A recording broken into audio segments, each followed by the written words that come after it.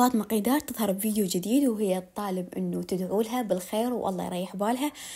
تقول الموضوع كلش واخذ وقتي ومأذيني وأتمنى إنه تدعوا لي، وأنا راح أروح برحاب أبو فضل عباس وأدعي من كل قلبي إنه الله ياخذ حقي من كل اللي ظلمني وكل اللي أذاني. من رب العالمين. اليوم أول مرة أحكي وياكم وأني مو فاطمة قيدار، ولا إعلامية ولا مؤثرة ولا عندي جمهور قوي ولا عندي بنات يحبوني وشباب يعتبروني أختهم.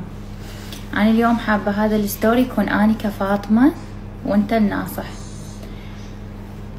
بصراحة نفسيتي تعبانة، مقهورة، مكسورة.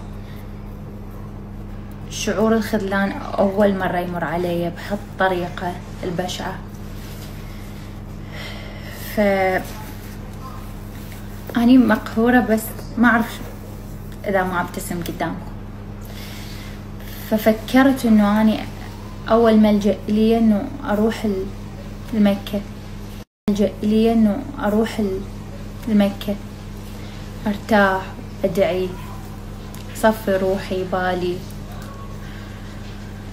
بس هاي الفترة ما أقدر أسافر، عندي التزامات لازم أكملها، فما لقيت مكان أقرب لي من إنه شقد ما أني تعبانة ما لقيت مكان يكفي القهر اللي بداخلي غير إنه أنا أروح لكربلاء المقدسة. فهسه راح أتوكل لكربلاء المقدسة، أزور وأدعي حضرة الإمام العباس أبو فاضل عليه الصلاة والسلام.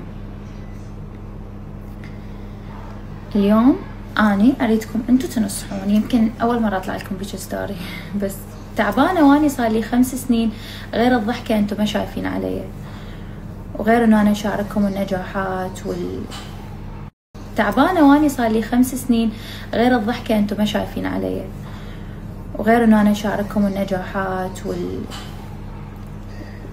والحماس وهدايا وسفر، حياة شبه مثالية اللي هي على السوشيال ميديا.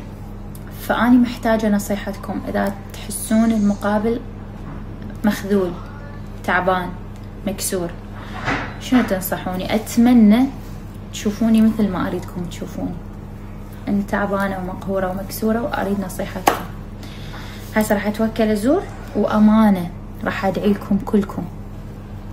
أول ما أوصل أكيد راح أمسح البلوز اللي مخليته وأصلي وأدعي والله ياخذ حقي. يعني أنا أصلا ما فد يوم رحت للعباس أبو فاضل سلام الله عليه ودعيت بحرقة قلب ورب العالمين ما انطاني إياها الأريدة بيدي. تعالوا نتوكل على الله. أحبكم. إلهي